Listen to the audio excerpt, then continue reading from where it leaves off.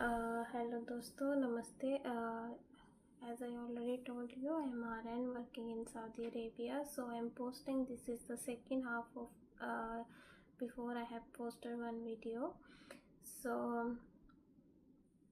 in this video I only said about the working issues in India related to nursing, but this is the video regarding how you can come in Saudi Arabia as a nurse. So अगर आपके पास nursing की degree है, diploma है, आप दोनों basis पे यहाँ पे आ सकते हो. और अगर आपके पास डिप्लोमा के बाद एक्सपीरियंसेस है या एक्सपीरियंस है और बैचलर के बाद एक्सपीरियंस है, तब भी आप आ सकते हो. अगर आप फ्रेशर हो तब भी आप आ सकते हो. डिपेंड करता है हॉस्पिटल टू हॉस्पिटल. सबसे पहले आपको HRD प्रोसेस करवाना होता है. HRD का मतलब होता है कि आपने अपने डॉक्यूमेंट्स वेरिफिकेशन करवाने हैं. जो जैसे कि आपने डिग्री जहाँ से की है वो वहाँ से ही आपकी ओरिजिनल डिग्री स्कैन करके HRD ऑफिस में भेजते हैं. तो वो आपका ओरिजिनल और आपका फ़ोटोकॉपी जो आपने ऑलरेडी दिया होता है वहाँ पे उसको स्कैन करके चेक करते हैं वो, और फिर वो HRD की स्टैंप लगा के दे देते हैं. फिर जब आपने सेकंड टाइम जो आपके ओरिजिनल डॉक्यूमेंट्स होते हैं, जैसे आपकी डिग्री होगी, आपका लाइसेंस हो गया, तो वहाँ पे आपकी HRD की स्टैंप लगती है. उसका जो बैक लेमिनेशन होता है वो उतारना होता है, क्योंकि उसका जो ये सऊदी का प्रोसेस है ये ओरिजिनल डॉक्यूमेंट पे ही होता है.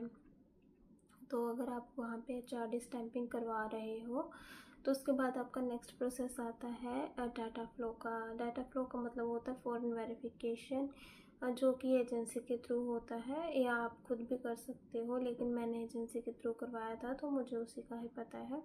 एजेंसी के थ्रू आपके करीबन 35 to 40,000 अप्रोक्स खर्चा आता है इसका.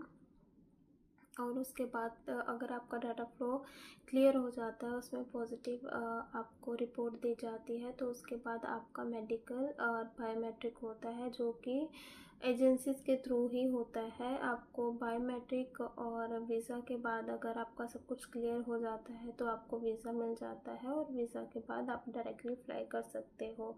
एंड वीज़ा से पहले मेक श्योर हो कि आप एलिजिबिलिटी लेके आओ, और प्रोमेट्रिक आपका आप यहाँ पे भी आके दे सकते हो या वहाँ पे भी आप दे के आ सकते हो. ये आपकी अपनी चॉइस होती है. बट कुछ हॉस्पिटल ऐसे होते हैं जो प्रोमेट्रिक को लेके रिक्रूटमेंट करते हैं. जो कुछ ऐसे हॉस्पिटल होते हैं जो सिर्फ एलिजिबिलिटी मतलब आप एलिजिबिलिटी लेके आ सकते हो और यहाँ पे आके आप प्रोमेट्रिक दे सकते हो, लेकिन उसका एक टाइम पीरियड होता है कि इतने दिन के अंदर आपको प्रोमेट्रिक देना है. आपका जहाँ तक मुझे लगता है आपका अर्निंग में कोई डिफरेंसेस नहीं होता विदाउट प्रोमेट्रिक और विद प्रोमेट्रिक.